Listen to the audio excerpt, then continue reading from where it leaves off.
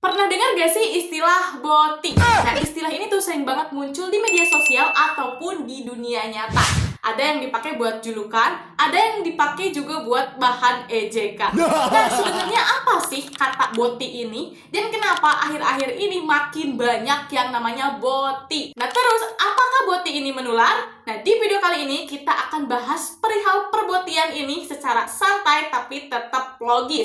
Dan insya Allah akan bermanfaat. Yuk, tanpa berlama-lama, langsung aja kita ke pembahasannya.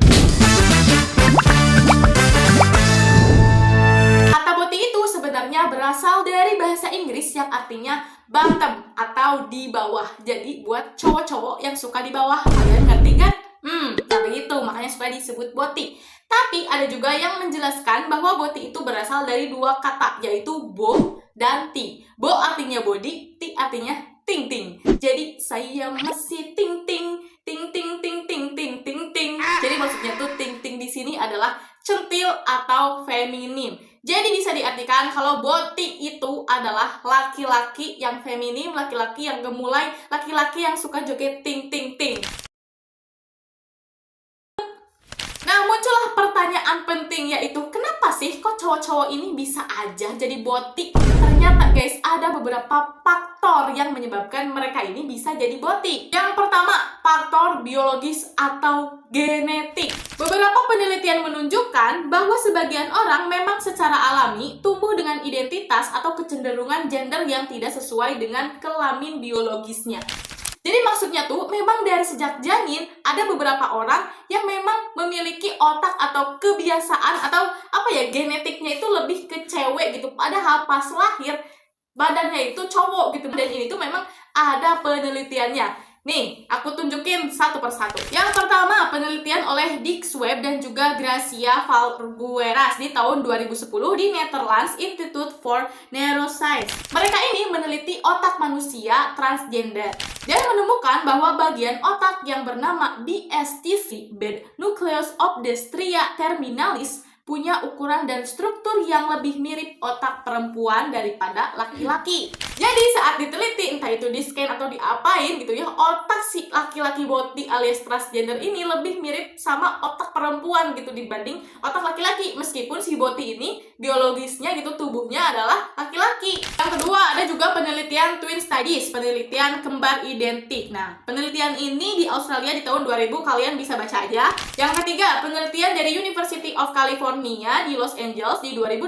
Nah, kalian juga bisa baca aja. Yang keempat, kesimpulan umum dari WHO dan American Psychological Association. Nah, kedua lembaga ini menyatakan bahwa identitas gender adalah hasil interaksi kompleks antara faktor biologis dan juga genetik dan dipengaruhi juga sama beberapa faktor lainnya seperti lingkungan dan pola asuh. Pada saat menerima informasi ini, sebenarnya otak aku emang nge-lag gitu, kayak kok bisa gitu? Masa sih karena genetik seseorang bisa jadi boti? Kalau kayak gitu berarti orang-orang boti nggak bersalah dong, tidak menyalahi takdir dong, karena emang dari awal gitu, dari perut emang beda gitu genetiknya. Ternyata guys, ini juga ada pembahasannya. Makanya teman-teman semua, simak video ini sampai akhir supaya tidak salah paham ya.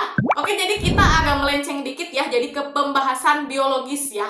Karena kita harus tahu dulu nih, kalau ternyata biologis itu bukan 100% takdir. Ya contoh gampangnya gini deh, orang yang ditakdirkan memiliki kemampuan menjadi musisi gitu. Nah, dari sejak lahir, sejak janin, pendengarannya dia itu lebih tajam daripada orang-orang pada umumnya. Tapi kalau orang tersebut meskipun dengan kemampuan seperti itu ya, tidak diajarkan musik, tidak diajarkan piano, gitar, dan lain-lain, dia itu nggak akan jadi musisi guys, tapi tetap punya pendengaran yang tajam. Nah, begitu pula dengan si boti-boti ini. Meskipun dia punya benihnya gitu, tapi kalau lingkungan sekitarnya seperti tanahnya, airnya, pupuknya tidak mendukung benih ini untuk tumbuh, maka tidak akan jadi boti juga. Ingat, yang aku sampaikan ini adalah edukasi. Jadi ini tuh tentang kenapa gitu, jawaban dari kenapa. Nah, inilah begini faktor-faktornya. Tapi meskipun begini, ini tuh tidak bisa dijadikan sebagai pembenaran. Meskipun genetik itu adalah jawaban dari faktor penyebab orang jadi boti, tapi tidak jadi membenarkan bahwa boti itu baik gitu. Yang kedua adalah faktor psikologis atau perkembangan alias pola asuh.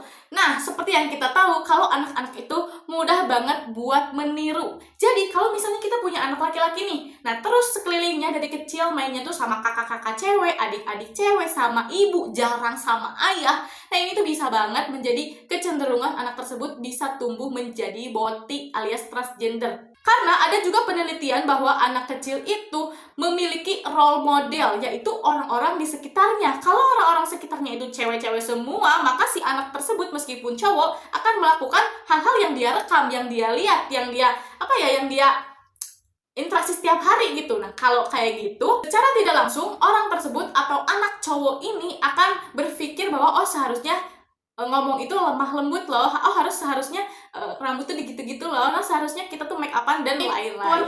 Yang ketiga, ini juga sangat penting, yaitu faktor lingkungan. Nah, kalau misalnya dari kecil itu ada ayah, terus ada juga main mobil-mobilan dan lain-lain, tapi pada saat remaja menginjak dewasa, orang ini tuh lingkungannya adalah boti-boti gitu. Nah, cenderung orang ini juga akan jadi boti, guys. Terus faktor lingkungan atau sosial di zaman sekarang itu, kalian tahu gak sih kalau adanya perbebasan berekspresi. Makanya orang-orang boti ini semakin berani tampil di media ataupun di tempat umum karena ngerasa orang-orang tuh kayak, oh si eta boti, ya udah. Nah, yang keempat adalah faktor identitas atau ekspresi diri. Nah, ini nyambung dari poin ketiga tadi, bahwa si boti ini tuh dia akan ngerasa ketika dia melakukan hal-hal feminim atau pakai baju cewek, ini tuh sebagai bentuk pengekspresian diri dia. Jadi kayak gaya gue mah kayak gini gitu, kayak cewek. Apalagi nih kalau orang-orang udah nyebut, ih kamu mah cowok tapi cantik. Nah, itu akan menjadi pengaruh bahwa dia itu lebih pede jadi boti aja daripada jadi laki-laki yang kekar. Tapi perlu digarisbawahi kalau ini tuh mengekspresikan diri, bukan orientasi seksual. Jadi ini akan nyambung ke pertanyaan ini nih. Apakah boti itu gay? Jawabannya tidak selalu. Jadi ada beberapa boti yang memang mungkin penampilannya kayak cewek, tapi tetap kok orientasi seksualnya ke cewek, bukan ke cowok. Tapi ada juga yang gay, tapi nggak boti gitu. Jadi kayak dari luarnya tuh tampangnya kekar gitu. Aduh, kekar, terus kayak ganteng, gagah, tapi dia tuh sukanya ke cowok. Jadi bisa disimpulkan kalau boti itu gak selalu gay, gay juga gak selalu boti. Jadi ini tuh dua hal yang berbeda. Nah, pertanyaan berikutnya adalah, apakah boti bisa menular?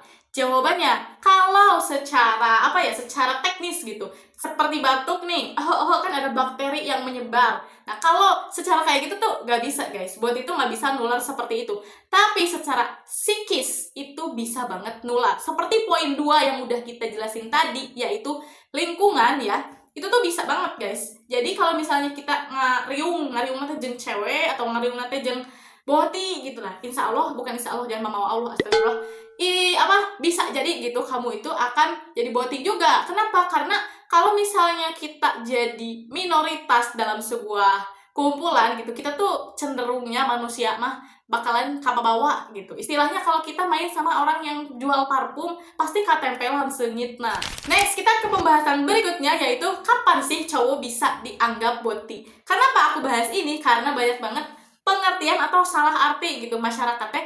Orang cowok pakai skincare dianggap boti, orang cuman bertutur baik gitu, sopan santun dianggap boti. Nggak kayak gitu ya besti. Kalau misalnya cowok cuman pakai skincare, pakai baju rapi, stylish, itu tuh mereka bukan berarti boti. Mereka itu cuman peduli gitu sama penampilan dan diri mereka, karena skincare ini itu untuk mensehatkan kulit wajah gitu, bukan supaya kita jadi cewek. Nah, tapi kalau cowok pakai make up kayak lipstick, bulu mata, terus rambutnya di curly, nah itu boti gitu. Tapi kalau cuma skincare itu enggak boti. Terus suara lembut atau gaya bicara yang halus itu juga bukan berarti boti. Itu mah emang orangnya sopan gitu. Boti juga ada kok yang bahasanya nyinggong. Kalau bahasa ini mengaitkan dengan karakter atau kepribadian orang tersebut gitu. Jadi nggak bisa kalau orang lemes, orang sopan disebut boti. Jangan ya besti. Kalau begitu nanti laki-laki semua kasar atuh. Jadi kapan atuh orang bisa disebut sebagai boti gitu ya? Ya itu tadi aku udah jelasin kalau dia itu berpakaian seperti cewek ya, seperti artis Hollywood itu loh yang itu kan pernah pakai rok kayak Aduh, cek orang ini lebar ya, kenapa sih dia kayak gitu? Ternyata ada faktor 4 tadi. Nah, terus kalau si orang tersebut sudah mengakui kalau ih, aku mah meskipun laki-laki ada loh dalam diri aku kalau aku tuh sebenarnya perempuan. Nah, kalau ada orang kayak gitu bisa disebut botik, guys. Itu tuh aku sering banget, bukan sering sih, ada beberapa kali, 2-3 kali gitu ya, lihat podcast orang transgender, dan alasan mereka jadi transgender tuh katanya emang panggilan dari hati, yaitu meren tadi genetik ya, genetik dan juga faktor lingkungan. Nah, itu kalian bisa tuh sebut botik. Oke, next kita ke pembahasan berikutnya, yaitu gimana sih cara menyikapi kita gitu sebagai masyarakat lihat orang botik atau transgender, botik lah ya, transgender mah meni ekstrim teuing. Ada dua sisi nih. Yang pertama, kita nggak boleh asal judge orang karena kita nggak tahu latar belakang dia gimana. Mungkin dia juga punya trauma atau ya masalah masa lalu yang cukup kelam atau sadis gitu, kita nggak tahu, jadi kita nggak bisa asal judge. Nah, yang kedua, kita juga nggak bisa menormalisasi hal ini. Kenapa? Sebenarnya menurut aku ya, zaman sekarang itu agak-agak dinormalisasi loh guys. Orang botik itu kayak, ih mainan temenan sama orang botik itu seru tau. Kalau misalnya nih ada orang cowok namanya Dava misalnya, Dava itu orangnya botik tapi seru, jangan ngomongin, jangan ih seru tau main sama botik itu, asik nyenengin gitu, jangan kayak gitu, nggak ngomong aja gitu, ih seru main sama si Dava mah gitu, asik seru, gak usah ngomongin botiknya tapi omongin aja si Davanya. Karena kalau kita menormalisasi ini tuh bakalan merusak masa depan guys. Karena seperti yang udah kita tahu kalau botik itu sangat bertentangan dengan agama dan juga moral. Kalau di Islam, laki-laki yang menyerupai wanita ataupun wanita yang menyerupai laki-laki itu hukumnya haram alias dosa besar. Nah, secara moral juga gitu, gak enakan gitu, dari mata aja kita kayak ayo ngaganjel lamun ningali lelaki make rok.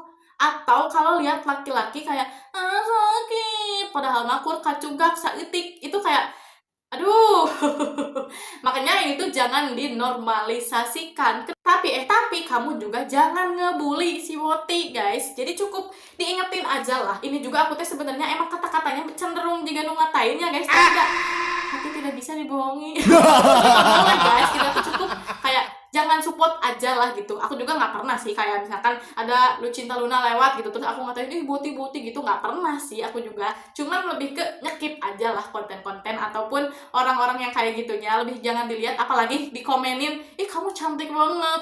Itu mah tuh kahayangna. Jadi kesimpulannya, salah gak sih jadi botik? Jawabannya adalah yang salah perilakunya, bukan manusianya. Jadi manusianya mah bisa berubah, bisa berusaha gitu untuk tidak jadi botik, tapi perilakunya aja gitu yang memang salah, yang tidak boleh dinormalisasikan. Tapi jangan sampai ngebully orangnya. Hujat we tanam non, jangan hujat kayak apa, benerin aja gitu perilaku jeleknya gitu. Kalau misalkan kalian punya teman botik, ingetin, hei gitu, laki-laki teh harusnya begini, liatin foto Deddy Kombujar, liatin fotonya Adera gini gitu. Karena sejatinya sesuai agama dan juga moral, kita tuh harus memang berperilaku sesuai aturan gitu. Udah lain alus gitu gini teh, lain keren enggak gitu ya. Jadi tugas kita itu bukan buat menghina atau mengjudge gitu, tapi untuk mengingatkan. Tapi tetap kita harus berpegang teguh bahwa no botik gitu ya. Kita tolak yang namanya transgender atau pelangi. Nah guys, jadi itu dia pembahasan kita tentang botik di malam hari ini. Gimana menurut kalian? Coba tulis di kolom komentar ya. Kalau teman-teman suka tentang cerita-cerita kayak gini, boleh banget juga komen di bawah. Terus kalau teman-teman ada ide nih aku harus bahas apa di next konten, boleh juga komen di bawah. BTW ngomong-ngomong soal botik, ini kan cowok yang kayak cewek. Tapi kalau cewek yang kayak cowok kok jarang dibahas ya? Apa kita bahas di video berikutnya? Oke deh guys, segitu dulu aja video kali ini. Mohon maaf banget kalau banyak salah-salah kata ya guys. Ingat, ini tuh aku sebagai edukasi ya, bukan ngejudge gitu. Maaf kalau ada beberapa kata aku yang menyinggung teman-teman, apalagi buat teman-teman yang botik gitu ya. Sebenarnya ini tuh buat edukasi gitu ya. Maaf banget. Oke, terima kasih banyak buat kalian yang udah nonton. Jangan lupa di like, comment, dan subscribe. Abis itu share ke seluruh media sosial yang kalian punya. Oke, thanks for watching. See you next video. Assalamualaikum warahmatullahi wabarakatuh. Bye-bye.